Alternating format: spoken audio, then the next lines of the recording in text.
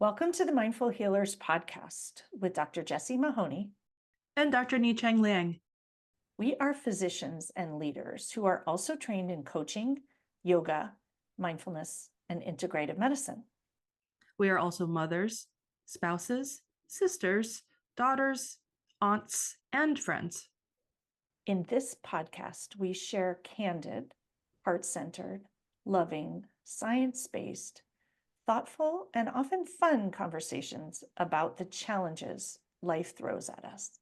With our collective experience of over 30 years in physician and personal wellness, we reflect and offer pearls of wisdom for navigating life's challenges with more ease. From parenting, marriages, money scarcity, cancer survivorship, uncertainty, challenges in practicing medicine, we cover it all. We invite you to refresh your perspective and empower yourself with mindset, mindfulness, and other well-being tools that actually work. A quick reminder that nothing in our podcast is medical advice. Welcome to our episode today on forest bathing. Are you seeking a way to decrease stress and improve your well-being in nature? Are you unsure where to begin to practice forest bathing? Our intention for today is to discuss the practice of forest bathing and to share the published benefits it has on our health, and hopefully to inspire you, dear listener, to try it, and then also to regularly practice it as part of your life. Today, we have a very special guest, Dr. Suzanne Bartlett Hackenmille, who is author of the beautiful book, The Outdoor Adventurer's Guide to Forest Bathing. She is a fellowship-trained and board-certified integrative medicine physician with additional board certification in obstetrics and gynecology and in herbal medicine, Ayurveda, meditation. She's also a certified forest therapy guide. Welcome, Suzanne. Thank you, Ni-Cheng. It's so fun to be here with you guys. I first met Suzanne during the Integrative Medicine Symposium at University of Arizona Center for Integrative Medicine conference just a few months ago, where you led a beautiful urban forest bathing practice in a community garden right on the University of Arizona campus. And so here we are talking about you and your book and all the wonderful integrative things that you do in nature. Thank you. Yes, that was a fun little event, wasn't it? It absolutely was. And I'll ask actually specific questions about that event a little bit later as well. But I wanted to start off, oftentimes when we bring our guests on, we talk about your story. So how did you go from being like allopathically trained OB/GYN to an integrative physician and now certified in forest therapy? Yes, it is a good question, isn't it? Because it seems like quite a few tangents, which I often say to my patients. There have been a number of tangents in my career. I was the most allopathically minded, conventional Western medicine doctor once upon a time. In fact, people who knew me 20 years ago sometimes are shocked to see the twists and turns my career has taken. But that's the funny thing about life, right? You think you have this plan and then the universe shows you differently sometimes. So yeah, I was practicing along in the early 2000s, early in my career as a very, very busy OB/GYN physician working full time. Early on in my career, I was working in a critical access hospital, and I was for many times during that phase of my life, the only OB/GYN. So I was on call 24/7, many times delivering babies at any hour of the day, any day of the week. I had 2 young kids at the time. My son was diagnosed with autism a little bit before he turned 3. And then as I'm trekking along in life, my husband was diagnosed in 2008 with stage 4 lung cancer. And he was not a smoker, but he was diagnosed with an adenocarcinoma that was very advanced at the time of his diagnosis. And so, yeah, that all threw me completely for a loop. And in the middle of all of that, I was really burned out just from work and trying to juggle all of those things. And so I kind of, as we do, kept it all together until he passed away in 2012. So back in about 2010, as I was seeking answers for my husband, seeking answers for my son, seeking answers for my patients, which is another whole story. I ended up at the Plane Tree Conference in 2010 in Denver, Colorado. And that's an organization centered on patient-centered care. And so I was fortunate enough to be honored as a physician champion for the Plane Tree organization. And as I was there, Dr. Andrew Weil was the keynote speaker. And in 2010, I had never heard of Dr. Andrew Weil. Many people find shocking and surprising. But in the bulletin about the conference, he was listed as one of Time Magazine's top most influential people. So I thought, oh, I should probably go hear this guy speak. So I did. And Dr. Andrew Weil, as probably most of your listeners know, founded the Arizona Center for Integrative Medicine and essentially coined the term integrative medicine. And so once I heard him speak, I realized immediately that that was the direction that my career needed to go, not only for my patients, but also for my family and myself. So I immediately applied to the fellowship in 2010. I deferred for a couple of years because of my husband's illness. And then ultimately in 2012, when I was about to be ready to go for my first residential week in Tucson, my husband was in hospice at that time. And I was going to defer again. He insisted that I was going to go. He weaned himself down from 10 liters of oxygen to 2 liters of oxygen so he could fly on the plane with me and attend my first week in Tucson for the fellowship. His daughter went with us to help him. That's another, very long story. Do not recommend trying to do concentrated oxygen on a plane. I'll never do that again. One of the most stressful things I ever tried to do. But he really wanted me to get started in the fellowship. And so that was what he did. He ended up passing away 3 weeks after we returned, if that tells you the state he was in at that time. But he was determined to get me going on my integrative medicine journey. So I did. He passed away, and I found myself, as you can imagine, a shell of a human being. So I took a little bit of time off from work, tried to figure out what was going on, ultimately left that position, and found myself trying to figure out what was next, raising kids, trying to help them all through their grief, things like that. And I found initially that my healing took place outdoors in nature. And at first, it was all about the outdoor adventure. It was about trail running and mountain biking and kayaking. And I was training for adventure triathlons and all of this very adrenaline seeking type of thing, which I loved and I still do love. But I found that I was running from my problems and both metaphorically and physically. And suddenly I saw actually an Oprah magazine article in 2014 about forest bathing. And I thought, wow, that's amazing. I need that. I want that.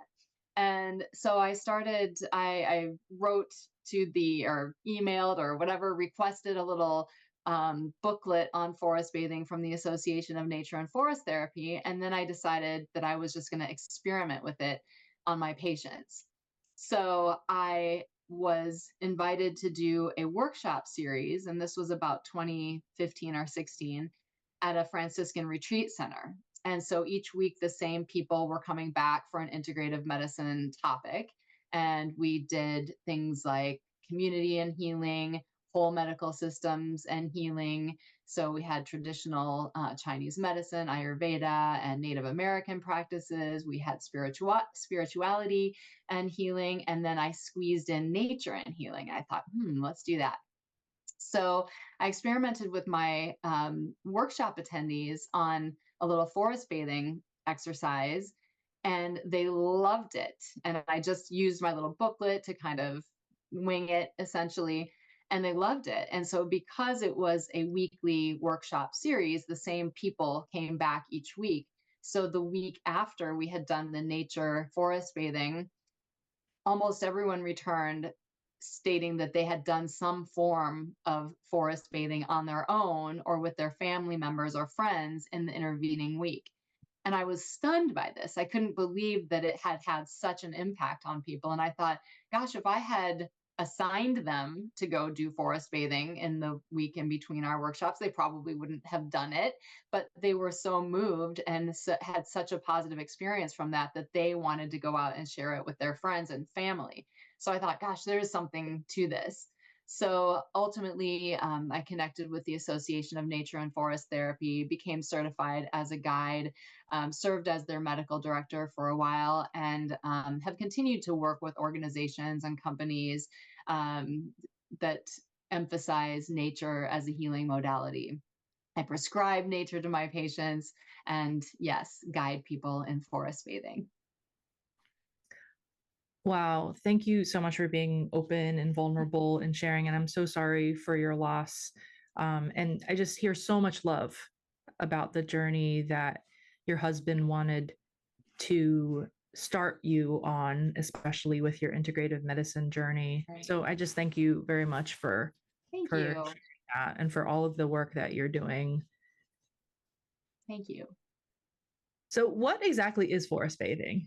Yeah, that's a great question. So you can imagine, I was in Iowa when I started guiding forest bathing at this little Franciscan retreat center.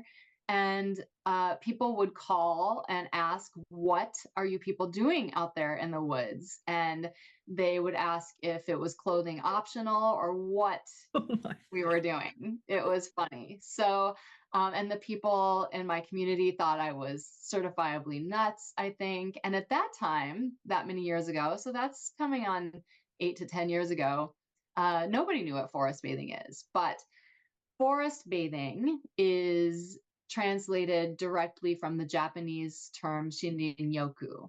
And it is a practice that was started in the 1980s in Japan by a couple of doctors who recognized that their patients were increasingly experiencing problems with mental health, depression, anxiety, and even suicide incidence was very high in the city of Tokyo. So doctors Lee and Miyazaki started wondering if they got their patients out of the chaos of the city and into nature, if that might be healing to them.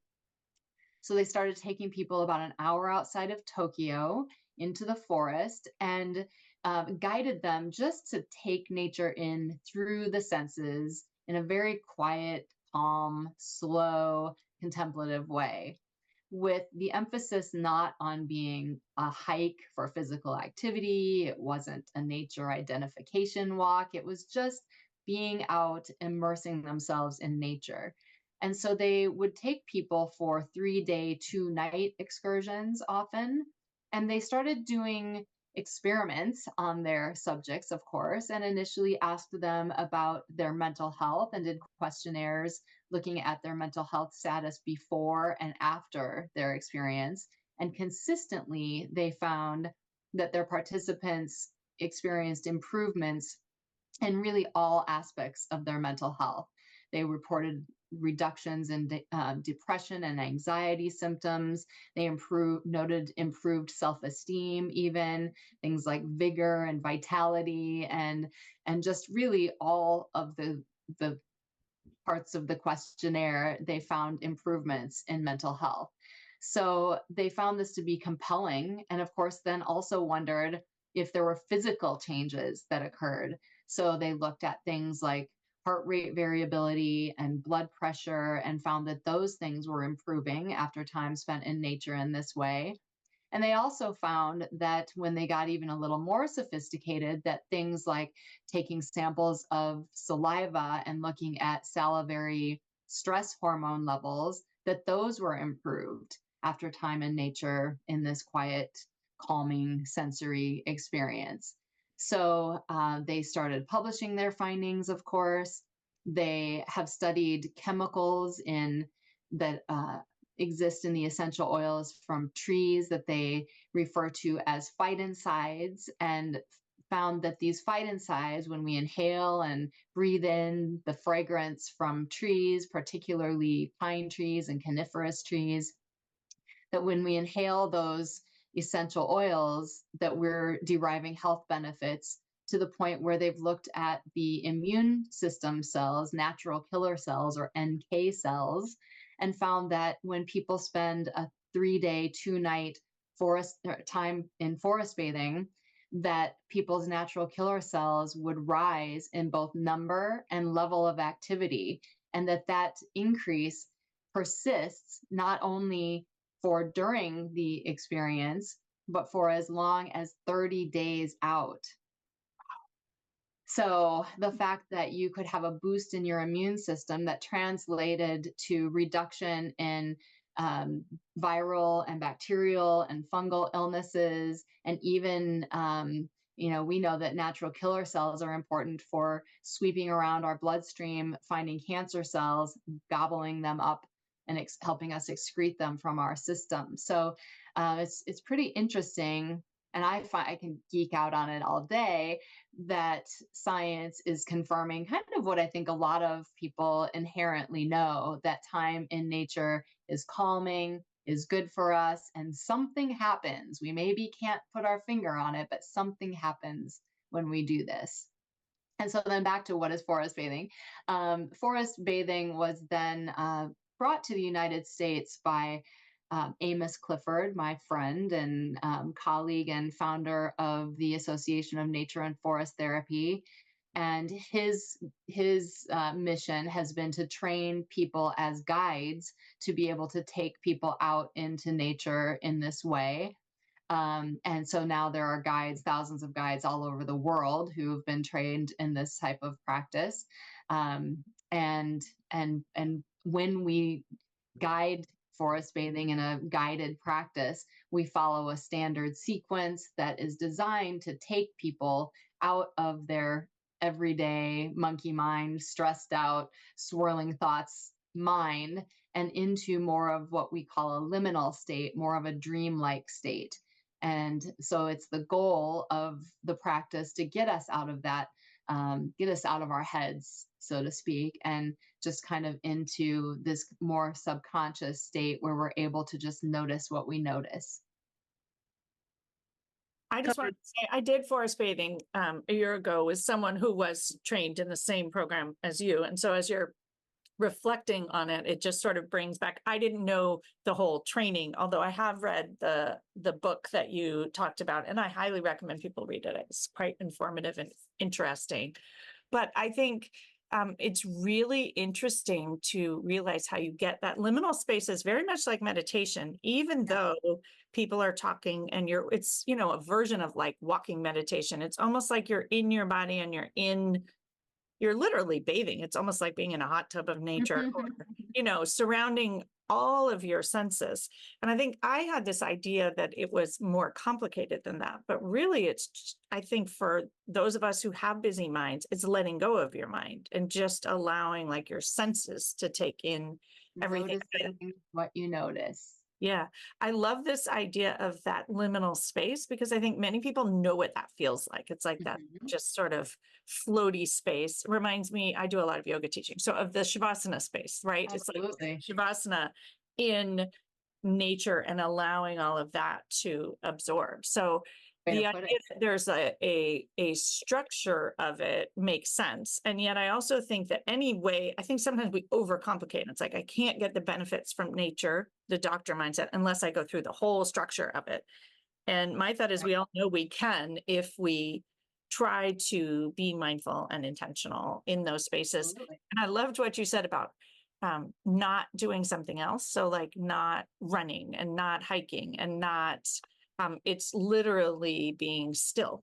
Right. However, as you mentioned about my book, I found that it was really fun to combine the outdoor adventure with the practice of forest bathing. And so I do think that you can be doing various things and still draw from the tenets if you will, of forest bathing, that idea of being able to just notice more instead of, we so often are out on a hike and we spend the entire time staring at our feet, which of course is somewhat important so that you don't trip depending on your terrain, but also the idea of just looking up and noticing, or as you're running, or as you're paddling, or as you're biking, to just look up sometimes and notice the nature around you. And what comes to mind too is so many people do that and listen to a podcast or and talk to a friend the whole time. And that's actually not Do for those things too Yeah. sometimes. That's a Yeah, different experience. absolutely. There are all kinds of ways to enjoy and experience nature, and I do all of those things.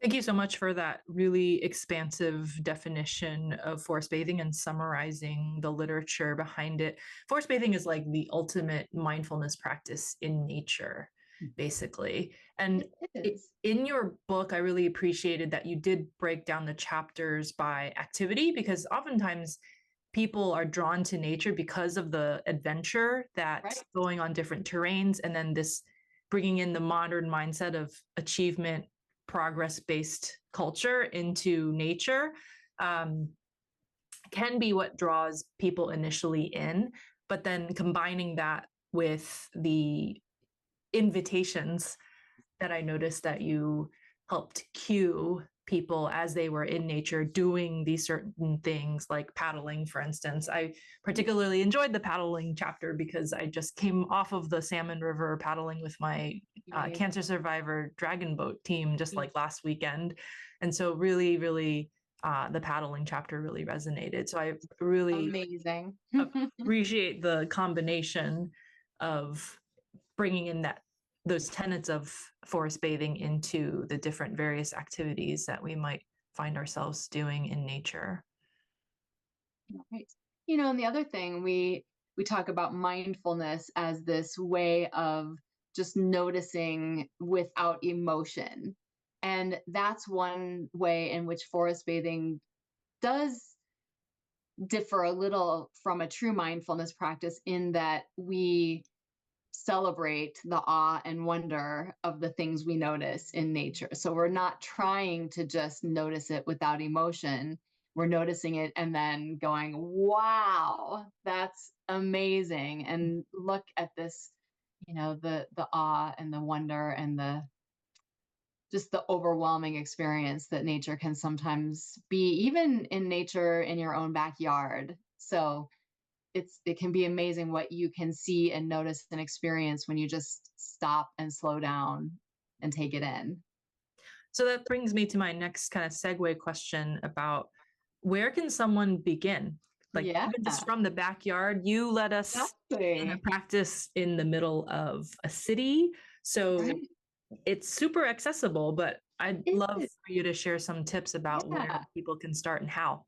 Well, you know, we think of nature as this grandiose experience, like in a national park or paddling on the Salmon River, or these things that are sometimes once in a lifetime experiences. And that's amazing if you can have those opportunities. We talk even about a nature pyramid, which looks at maybe once a year or once every few years or something, that if we can make it a priority to get to some kind of amazing natural wonder or national park or some kind of experience like that, that we should try to do that on some kind of a basis, maybe yearly, maybe every couple of years, whatever you can make happen. And so that would be the tip of the pyramid.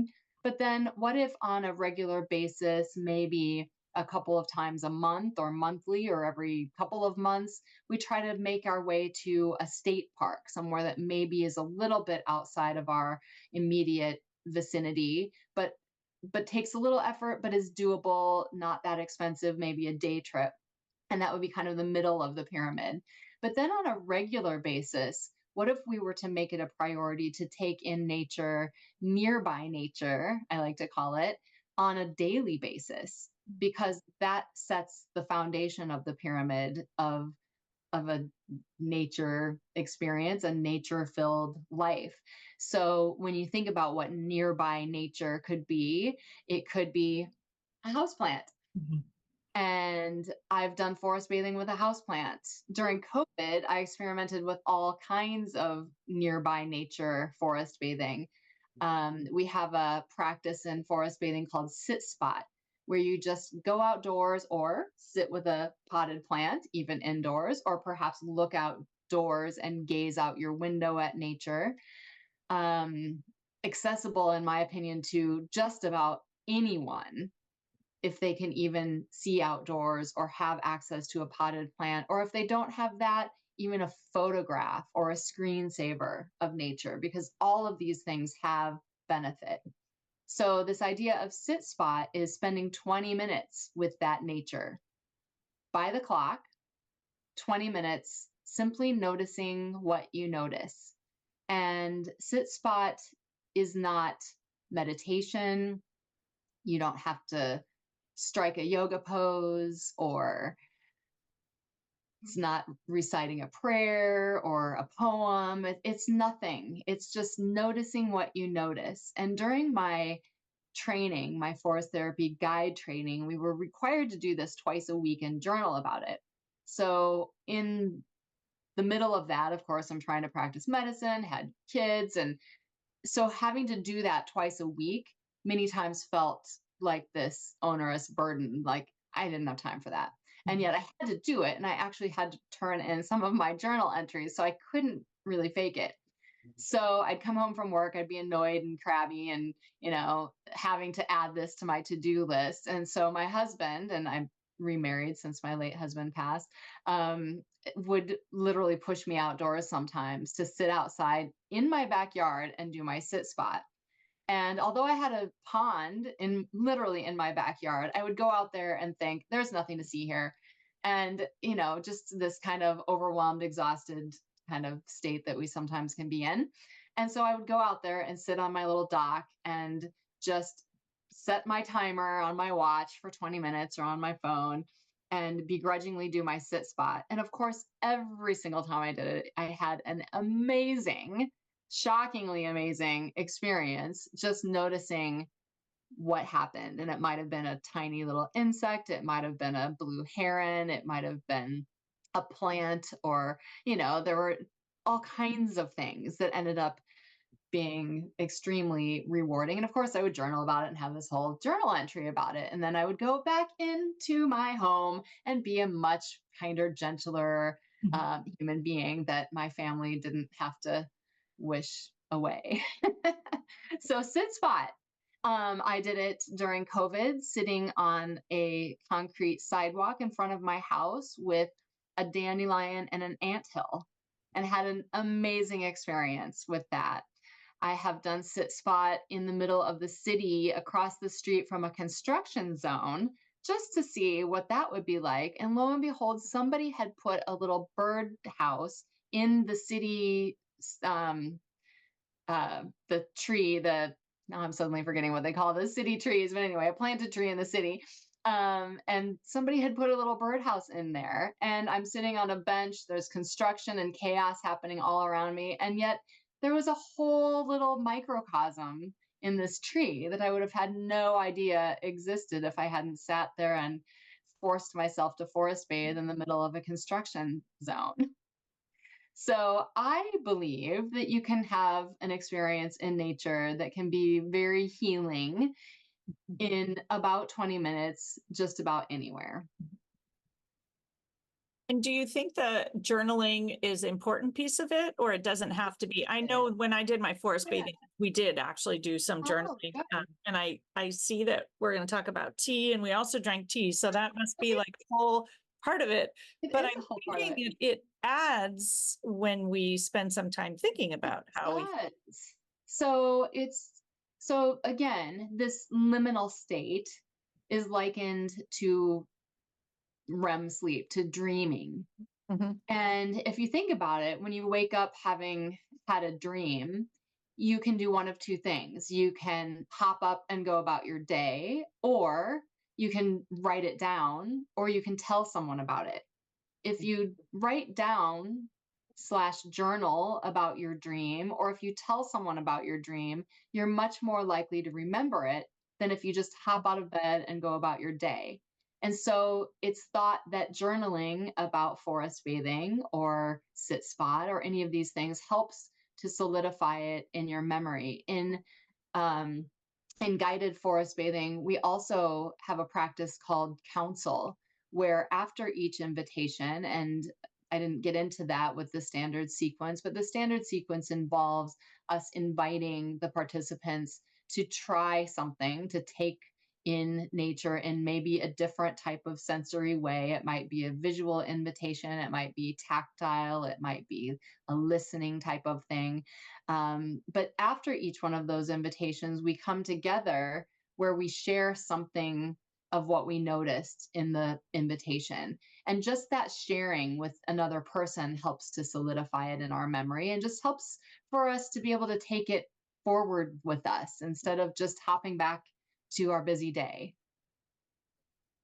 So it sounds like the council helps to integrate your Right. experience into our neurocircuitry. Sure, exactly. Yes, that. And what I love about both of the invitations you offered there, that you can practice anywhere, like with a crack in the sidewalk with an ant, or, even I'm thinking the dandelion, or where I live, the California poppies sometimes pop up through the Exactly. crack in Oh the my gosh, sidewalk. wouldn't that be great? But I've done it with a potted plant and discovered that there's a whole little world of tiny insects that you don't even know are in your house. I don't know if that's good. I'm thinking though, one It's of the kind of things you said, amazing. yeah, we could write it, but we could also talk about it. And for Absolutely. some of us, that's easy, right? And so sharing it with someone, then you're not taking the benefit that was offered to you and offering it to someone else. And Right. it's fabulous. And perhaps the tea ceremony is also another way to be ritualistic about closing that kind of sacred Absolutely. experience. So, will you share with our listeners a little bit more about the tea ceremony? Because I found when you guided it, it was really special. It was a way to gather in community after having this kind of alone time with nature, like your own personal relationship with nature. But then you brought it together and you brought us together after having these unique, separate experiences within the same space. Right. It is for reintegration. It's for completing, closing. It's a closing circle, essentially. But it's also the last piece of the sensory experience. So we guide you through a visual experience, a tactile experience. So you're touching, hearing, seeing nature. And then if we can forage a plant that's safe, of course, and we always stress the very high importance of being sure that you know what the plant is and that it's safe to consume and that you have permission to forage and all of those things. But then we create a tea from a plant in nature in that space. And we do so that we can complete the sensory experience of literally bringing nature into the body. So, and then also, we've taken people deeper and deeper out of their monkey mind state into this liminal state. So we really do need to bring them back out of it before they hop in their cars and drive home while they're still kind of in a dreamlike trance. So there are numerous different purposes to the tea ceremony, but yes, I think it's a really special part of the experience to be able to have that with other people. I also enjoy the one that we did in Tucson was a very abbreviated introduction to forest bathing. But I love being able to sit with the group during tea ceremony and have more of a sharing about the experience.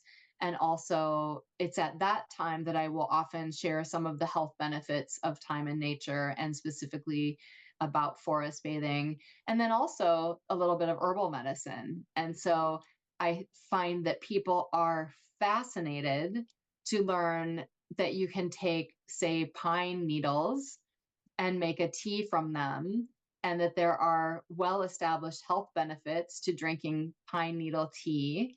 I talk about things like pine sol is derived from pine, and so we know that there are antimicrobial properties to pine. And so drinking pine tea has these effects, and et cetera, et cetera. So I always go into some of the herbal medicine that I find people really resonate with. There's almost this longing to go back to our ancestral knowledge, this knowledge that has existed for centuries about the ways in which plant medicine is there for us.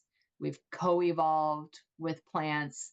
We have specific receptors in our body that match chemicals in plants. I mean, this kind of knowledge is deeply ingrained within our, our ancestry and genealogy and all that. And I find that when you start to share some of that wisdom with people, they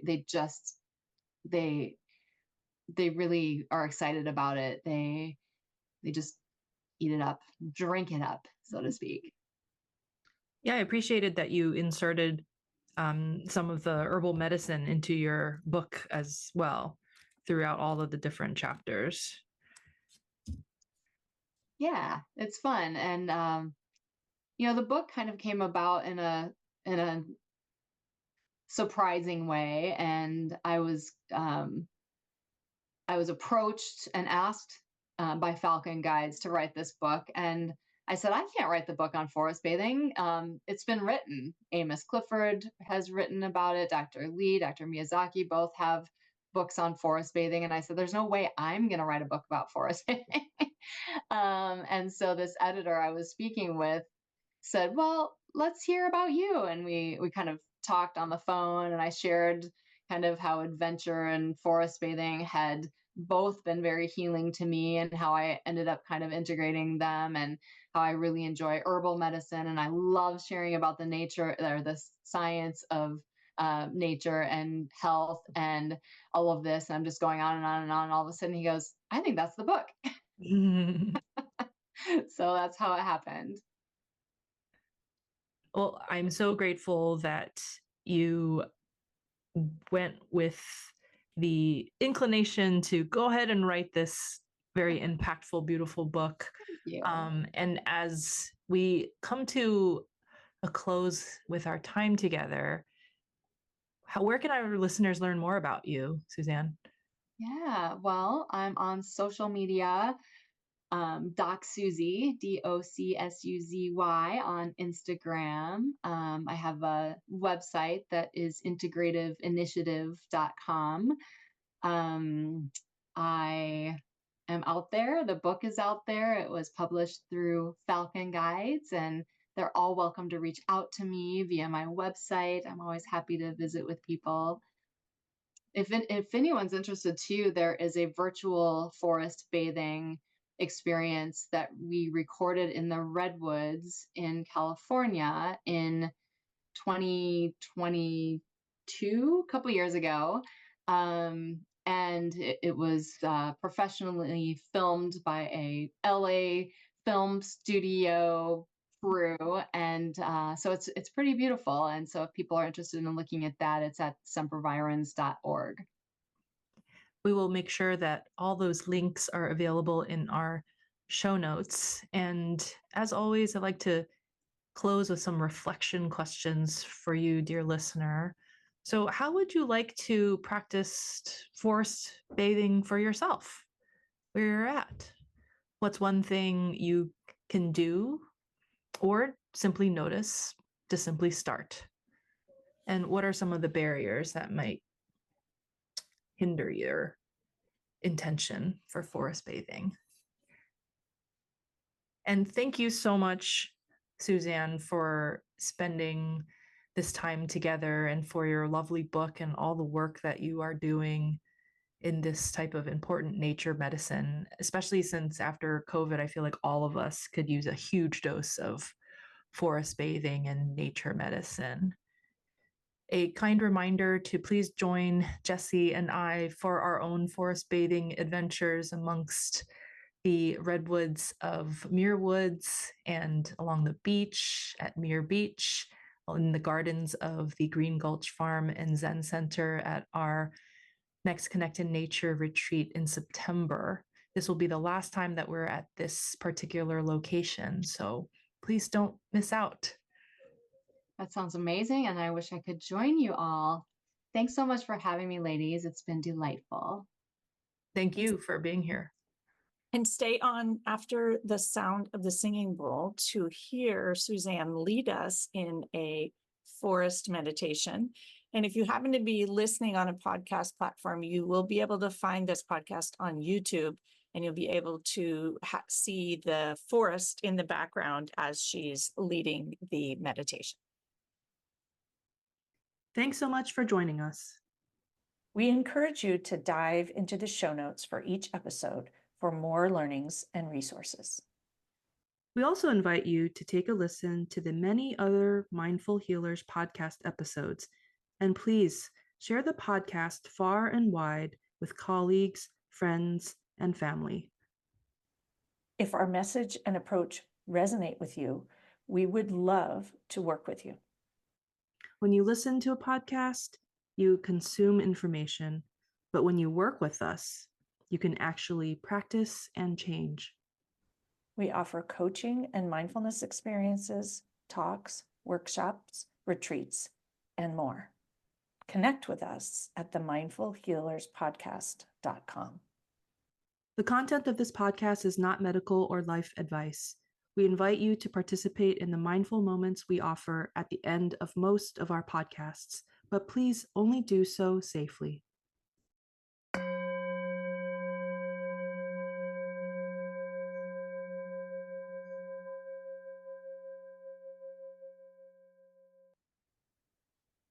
So I invite you to join me for a virtual forest bathing experience. And as you can see, we have a photo on your screen that you are invited to either gaze upon if you like, or you're welcome to close your eyes and simply imagine what I'm describing. You could also take this outdoors to a nature area near you if you prefer. So those are your various options. So I invite you to start by taking some slow, deep breaths in through your nose, out through your mouth. A few more slow, deep breaths, imagining that you're in this area or wherever you might be if you are outdoors. Imagine that you're taking in the air in this nature scene, breathing in the air that is shared by all the beings of the more than human world. As you continue to take some slow, deep breaths, imagine the fragrance you might experience in this nature scene. Or notice the fragrance in your vicinity. Notice the temperature of the air as you breathe in. Notice the moisture of the air. Just noticing the air as it enters and leaves your nostrils.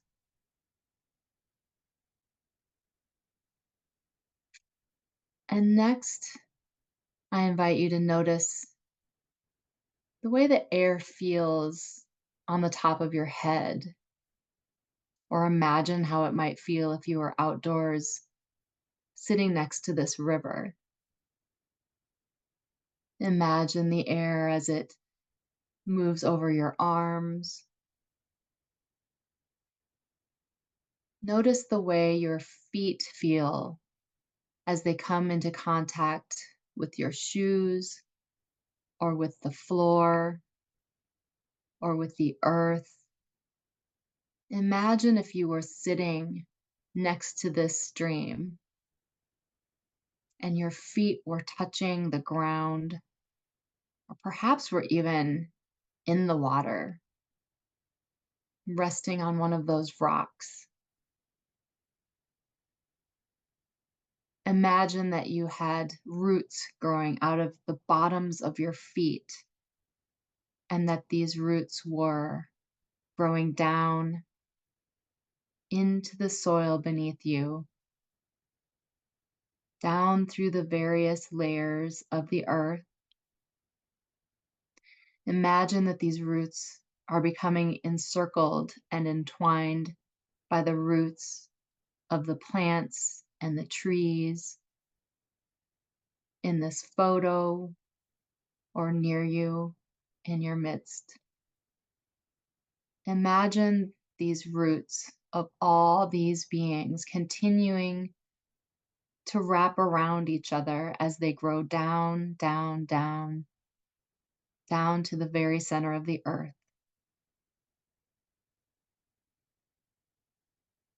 Imagine that at the very center of the earth, your roots gather the warmth and heat and energy from the core of the earth, and that this energy starts to rise up through your roots, through all the layers of the earth, wrapping around the roots of the trees and the plants, even the animals and other people and all the beings in nature. Imagine this energy coming back up through the soil, through your shoes, or through the soles of your feet. And imagine this energy rising up through your feet, your ankles, your lower legs, your thighs, your pelvis and torso. Imagine that energy rising up through your spine all the way to the top of your head. Imagine yourself illuminated by light and energy and warmth from the very center of the earth. And as you sit or stand here, focusing on this beautiful view of nature, imagining being on this shore,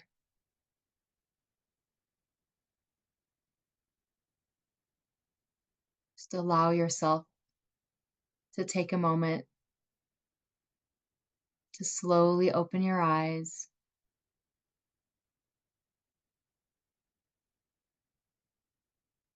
and reflect upon the way you're feeling now as perhaps compared to the way you felt when we began this practice. And notice whether even a virtual forest bathing, staring at a photo of a river can have an effect on your mental and maybe even physical health. Thank you for joining me today with this.